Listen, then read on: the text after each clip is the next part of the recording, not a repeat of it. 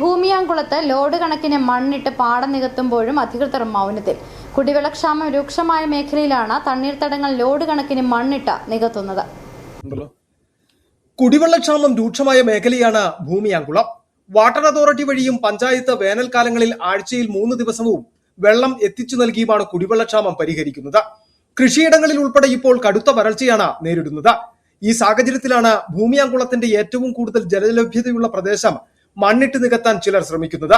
ഇതിനായി വലിയ മല ഇടിച്ചു നിരത്തി 100 കണക്കിന് ടിപ്പർ മണ്ണ് പാടത്തിന് സമീപം എത്തിച്ചു കഴിഞ്ഞു. അടുത്ത ദിവസം JCB ഉപയോഗിച്ച് പാടത്തേക്ക് മണ്ണ് തള്ളി നീക്കുവാനാണ് നീക്കം. ഇതിനുശേഷം ഇവിടെ ബിൽഡിംഗ് നിർമ്മിക്കാനാണ് പദ്ധതി. ശക്തമായ മഴയുള്ള സമയങ്ങളിൽ ഈ ഇടപെടൽ മൂലം ഉരുൾപൊട്ടൽ ഉണ്ടാകാൻ വരെ സാധ്യതയുണ്ട്.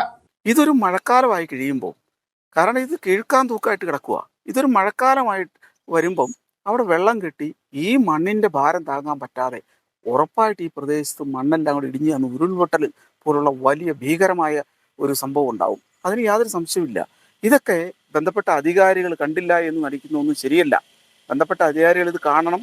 ഇതേപോലെ നാടിന് ദോഷം വരുന്ന, ജനങ്ങൾക്ക് ദോഷം വരുന്ന കാര്യങ്ങളൊന്നും ചെയ്യാൻ സമ്മതിച്ചുകൂടാ. ബന്ധപ്പെട്ട അധികാരികൾ കണ്ണു തുറക്കണം. ബന്ധപ്പെട്ട അധികാരികൾ നിയമ നടപടികൾ സ്വീകരിക്കണം. ഭൂമിയാങ്കുളം ടൗണിൽ നിന്ന് തടിയമ്പാടിലേക്ക് പോകുന്ന റോഡിന് സമീപത്താണ് പാടം നികത്തൽ നടക്കുന്നത്. ചില പൊതുപ്രവർത്തകർ അധികൃതരെ വിവരമറിയിച്ചെങ്കിലും ഇവർ നടപടിയെടുക്കാതെ മൗനത്തിലും. ജില്ലാ ഭരണകൂടം അടിയന്തരമായി വിഷയത്തിൽ ഇടപെടണമെന്നാണ് പരിസ്ഥിതി പ്രവർത്തകരുടെ ആവശ്യം. City vision, Idukki.